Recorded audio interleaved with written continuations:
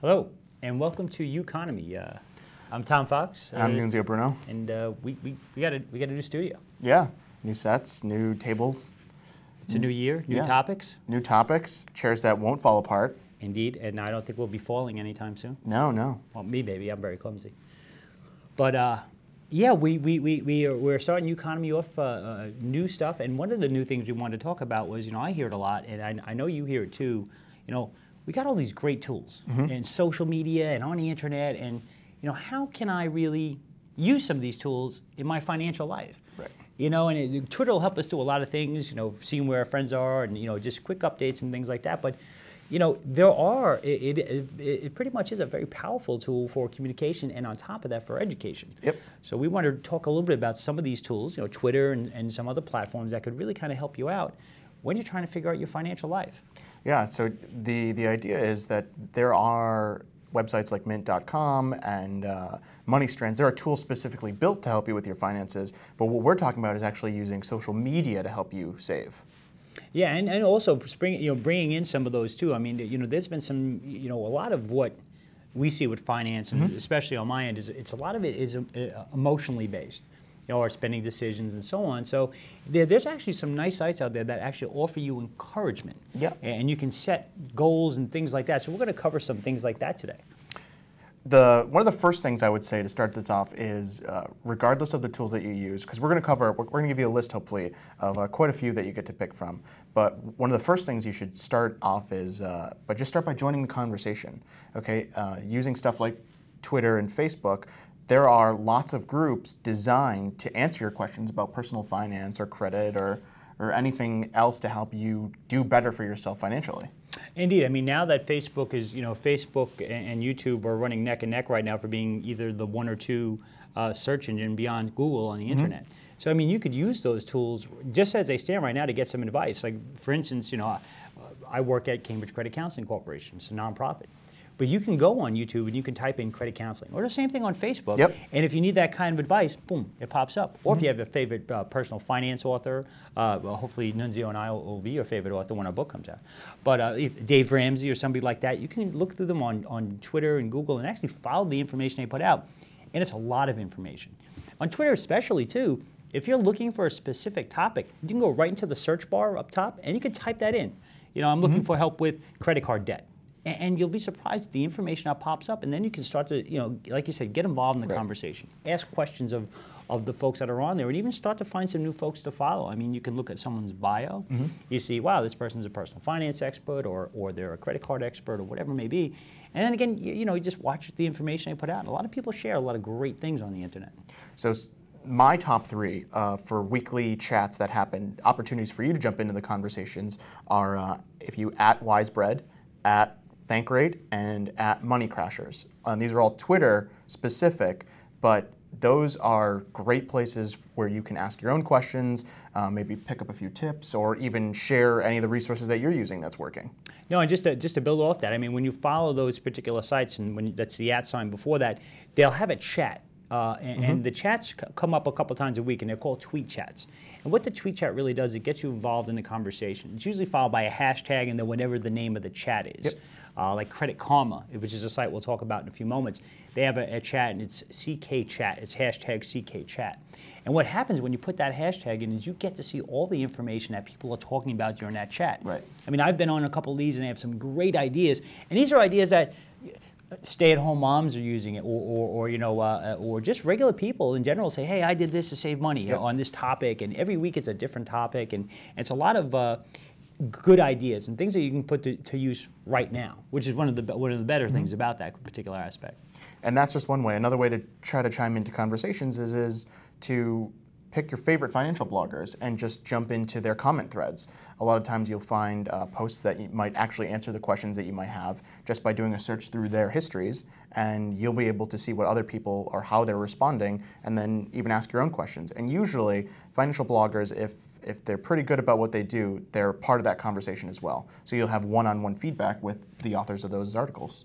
Oh, indeed. I mean, if you look even other blogs as well, you can go to myfico.com, and MyFico Forum has a lot of blog posts and informal chats about what people have done in their everyday lives to enhance their financial situation as well as take care of their credit. So you might get some good nuggets, some ideas that Financially people use. digital. What? What? Huh? What? Oh, funny. Well, since you didn't mention my tweet chat, I'm not mentioning your website. Oh, wow. Oh, wow. Well, Oh, that's how it works. all right, so let's mention your tweet chat. Oh, now we got to go mention the tweet chat. I thought I mentioned it. No, you blew right over me. That's all right. Okay. All right. So so Tom Fox actually has done a really great job of putting together, helping to facilitate a tweet chat. Yes. And I had a chance to be on the tail end of it last week, but I'm going to let him talk a little more about it so that he can plug my website. The tweet chat it's the @ $chat, and it's and if you want to follow, it's #DLR chat, where it's going to be happen once a month, and we have what really was good is we got bankrate.com, which is a huge financial literacy website to get involved, as well as the Dollar Stretcher, and we kind of share our resources and get out there and really try to mobilize and give people expert advice on their timetable. So by all means, if you want to come to Twitter and follow us, it's at the little @Jammy and then Dollar Chat. Dollar Chat. Full word, Dollar Chat. Yeah. And then we have Financially Digital, which is Nunzio's no, website. That now all I'm of a sudden, blushing. I'm surprised you brought that up. Oh, wow. So he has Financially Digital, which is actually a really good site. It's actually one of the first sites before I even knew Nunzio that I actually started to follow. Some of the personal financial bloggers you may come across are somewhat prima donna-ish.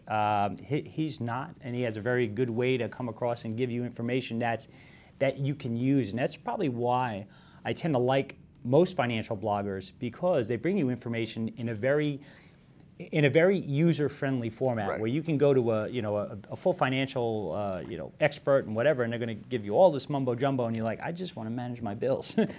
You can find some good resources there, but blogs aside, there are some pretty cool websites. Oh yeah, absolutely. That definitely, and one of them that's stuck out to me was which for one thing actually I like, was Ready for Zero.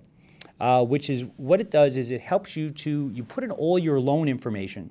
It could be student loans, credit cards, mortgages, and then it helps you to create a plan to get out of debt using online software. Yep. So now here you are taking the power of the internet and you're putting in these bills that you have and everything like that. And for some people it's very daunting, but by going through this and answering your specific questions about your finances and so on, it'll help you develop that plan, how much you need to commit to your credit cards, how much you need to commit toward your student loan debt, and kind of take that stress away from you. Some people just go through the guessing, well, should I pay more, should I do this? And by setting out and creating a plan, which, listen, your chance of success always increases when you have a plan of attack. Right. And this is a good way to kind of do that and get in there and start to learn a little bit more about your finances and really get ready for zero, get out of debt. Well, another bonus is that they actually take your existing cash flows and help you make the choices between the bills that you have to pay, or that you're responsible for. And you'll find a few websites that'll do something similar to that. And what that does is it's not, what are you pointing at? Oh, I'm just looking, there's a website I wanted to find out. What that'll do is it'll help you prioritize and take, first, I should probably back up a second. When we're using these kind of sites, it's important to be honest. We should start there, okay? Just because you can link your credit accounts, your student loans, the information that you put in is going to justify the information or the help that it's going to spit out. So good stuff in, good stuff out. So when you're working on with these budgeting tools, you have to be as honest as you can, even with your day-to-day spending, so that when it spits out an estimated cash flow analysis and tells you that you should be able to afford X payments, that you'll be able to stick to that plan. Absolutely. So. Another one another website I liked for savings-wise, which was artofsavings.com or artofsaving.com. It's a social network that empowers consumers to save money, eliminate debt, and invest wisely, while achieving your goals. And this is you talking with people on the platform about ideas on how you can save money and how you can tackle your credit card debt. And that's a really good social aspect of, and again, learning through doing. You're talking to people that have maybe been through what you're coming from. And they could offer some very good advice on how you can emulate what they did and get you kind of going. And again, it's like Facebook or Twitter in that sense, where you can have that conversation back and forth. So it's a really nice aspect. And again, it's artofsaving.com. Really good site. I'm a big fan of automation, so sites that I liked from that list especially were MoneyStrands and Mint.com. Those are, again, they're online tools that'll allow you to link all kinds of accounts, personal savings, debt, and even accounts that you have for goals, let's say, that you have set aside.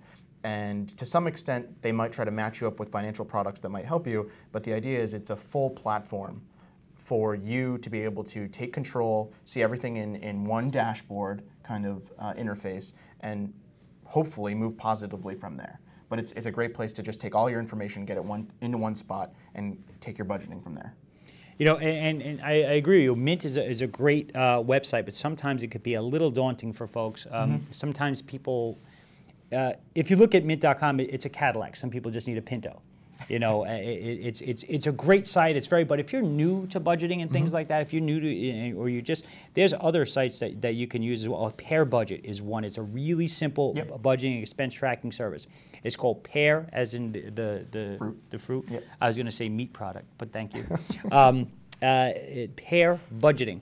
And again, give it it's like Mint, but it's very stripped down. It's very easy to use. So if you go to mint.com and you go, wow, this is kind of big for me, try Pear Budgeting. It'd be a great way to kind of do the same thing, but not at such that high level. So another great thing, you were going to No, I was going to say, another great thing that you can use these websites for, aside from just tracking and joining the conversation, is it helps to keep up with the Joneses, right? We've all heard that expression. The web is a great place to test, the purchase and sale of products and services before you actually commit. So if I'm thinking about a big ticket item, instead of just going to a big box store or the dealership or whatever it is and talking to somebody who's going to be designed or their incentive is to offload a product or service onto me, I can use the web, I can use Facebook, I can use Twitter, I can poll my my readership or my audiences and say, hey, I'm thinking about buying something. These are my thoughts on it.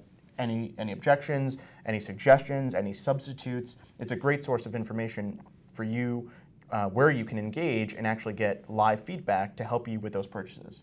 Oh, indeed. I mean, and we mentioned at the top of the place, when we talk about purchases, we have to be very cognizant of our credit standing. And we talked a little bit in the early part of the show about creditkarma.com, which is a really good website that gives you access to your credit score for free.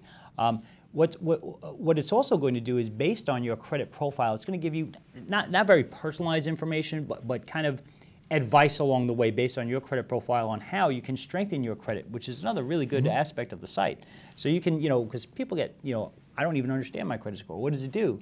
And then now all of a sudden the site goes through it and says, all right, here's your credit score, and here's the areas where you're challenged. So this is what we recommend. You start to do this and you do this, and it gives you that approach. And again, it's not, personalized down to the nuance, but it's a good overview of where you can start and the things you can do to get your credit in a really good standing. Yeah, right. So the moral of the story then today is there's a lot of stuff out there. Okay, we didn't even scratch the surface of all of the sites that are available or services that you can actually engage with and to take advantage of. But start to join those conversations. Be part of these communities. If you're worried about organizing your information, pick a tool and run with it. It might, whether it's the Pear Budget or Mint or MoneyStrands, just the act of getting your information into something to see your picture is a start. Absolutely. And then, start your budgeting from there. Start your savings plan from there, and make sure that you're field testing all your purchases, big ticket items. No, indeed, and if you want to interact with us, you can always find us on our Facebook page, Uconomy. Yep. You'll be able to find us there. We'll talk back and forth about things.